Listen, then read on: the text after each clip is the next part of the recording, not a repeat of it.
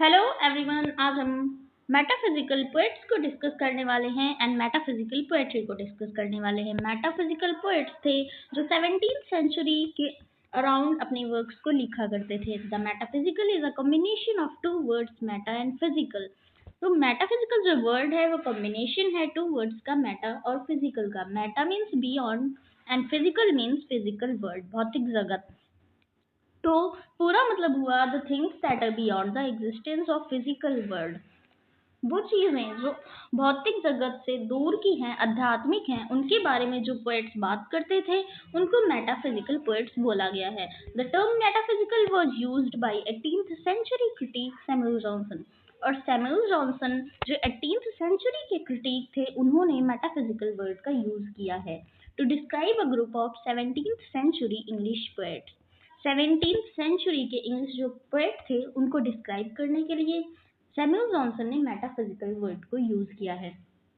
This was a derogatory term as Johnson attacked the poets' lack of feeling, their learning, and the surprising range of images and comparison they used.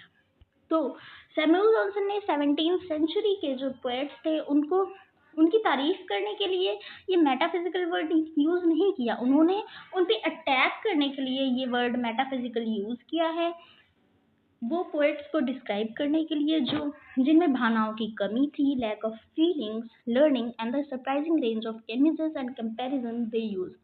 तो जो metaphysical poets थे वो two things के बीच में comparison करते थे, conceits, paradoxes का use करते थे अपने वर्क में, दो चीज़ों को कंपेयर करने के लिए, और वो काफ़ी सरप्राइजिंग वे में अपनी पोएट्री लिखा करते थे। Lives of the most eminent English poet book by Samuel Johnson. Samuel Johnson ने एक अपना वर्क लिखा है, lives of the most eminent English poets. तो इस वर्क में उन्होंने राइटर्स की बायोग्राफी लिखी है और उसी में इन्होंने मेटाफिजिकल वर्ड को के बारे में बात की है। There he wrote about the beginning of 17th century appeared a race of writers that may be termed as metaphysical poets. तो उन्होंने अपनी वर्क में life of the most eminent English poets में डिस्क्राइब किया है कि वो राइटर्स जो 17th सेंचुरी के बिगिनिंग में अपने वर्क्स लिखा करते थे उनको ही मेटाफिजिकल पोएट्स कहा जाता है। और जो मेटाफिजिकल पोएट्स थे वो अब्स्ट्रैक्ट आइडियाज के बारे में बात करते थे एंड मेटाफिजिकल पोएट्स अपनी पोएट्री में कंसीट्स का यूज करते थे, पैराडॉक्सेस का यूज करते थे और फिगर ऑफ स्पीचेस का यूज करते थे अपनी राइटिंग को और इफेक्टिव बनाने के लिए। अब हम मेटाफिजिकल पोएट्री के बारे में बात करें तो metaphysical poetry is a style of poetry that uses figurative language, means अलंकारिक भाषा जो बातों को बढ़ा चढ़ा के बताती है, paradoxes and philosophical topics to explore and think deeply about life's big questions. तो जो मेटाफिजिकल पोएट्री थे उसमें फिलोसफिकल टॉपिक्स को एक्सप्लोर करने के लिए and deeply about life big questions and think deeply about life big questions.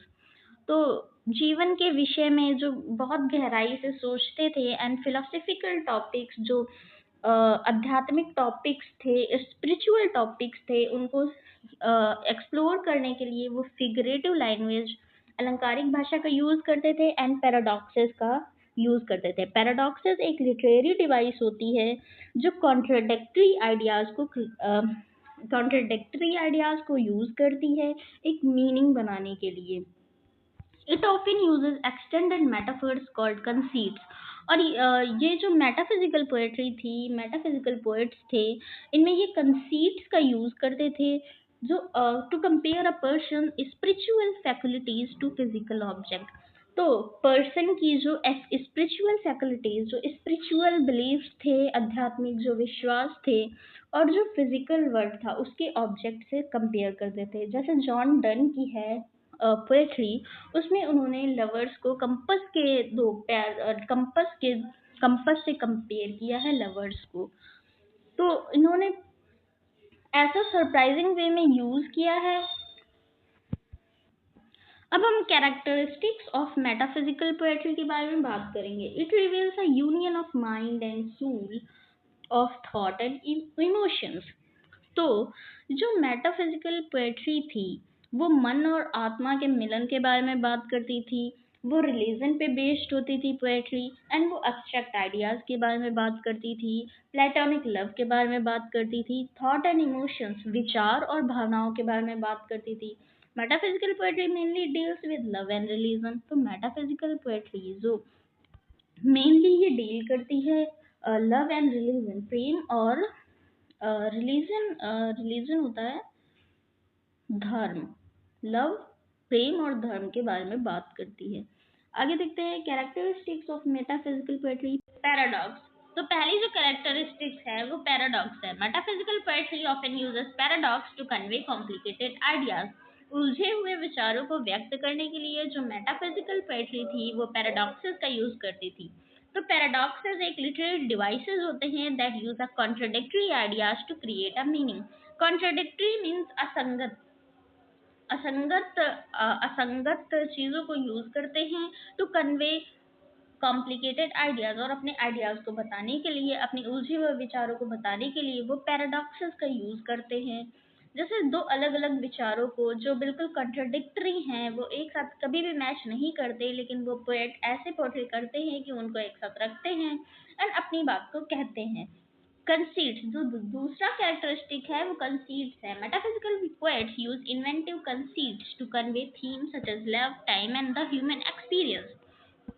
Human experience, love, प्रेम जैसी थीम्स को यूज करने के लिए, अपने मैसेज को बताने के लिए वो कंसीट्स का यूज करते थे। एंड ये भी एक फिगर ऑफ स्पीच है that compare two different things using a metaphor, simile. And जो कंपैरिजन होता है वो सरप्राइजिंग होता है, आश्चर्यजनक होता है एंड अनएक्सपेक्टेड होता है। जो तीसरा कैरेक्टरिस्टिक है वो फिगर ऑफ स्पीच है। Metaphysical poets use complex figure of speech to convey their ideas. उलझे हुए फिगर ऑफ स्पीचेस का यूज करते थे, simile, metaphor etcetera, to convey their ideas, अपने विचारों को बताने के लिए।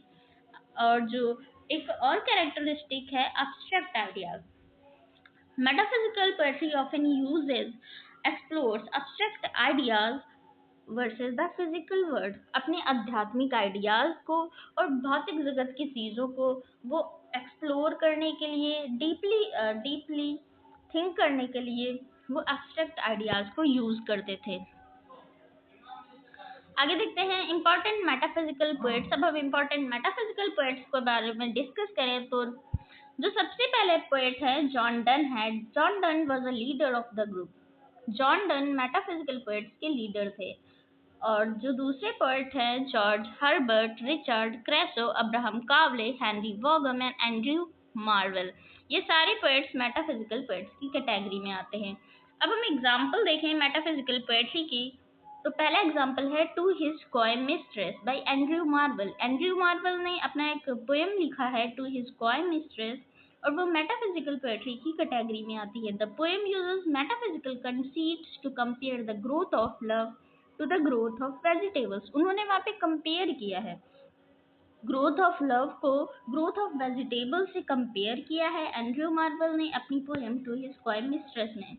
एंड जो दूसरा एग्जाम्पल है a valediction forbidding mourning by John Donne. John Donne की जो पोएम है a valediction forbidding morning में उन्होंने डन ने यूज किया है metaphysical conceits to compare the union between lovers to two pointer of compass. Compass के two pointer से उन्होंने लवर्स को कंपेयर किया है। और भी एग्जांपल अगर हम मेटाफिजिकल पोएट्री के देखें तो the collar by George Herbert.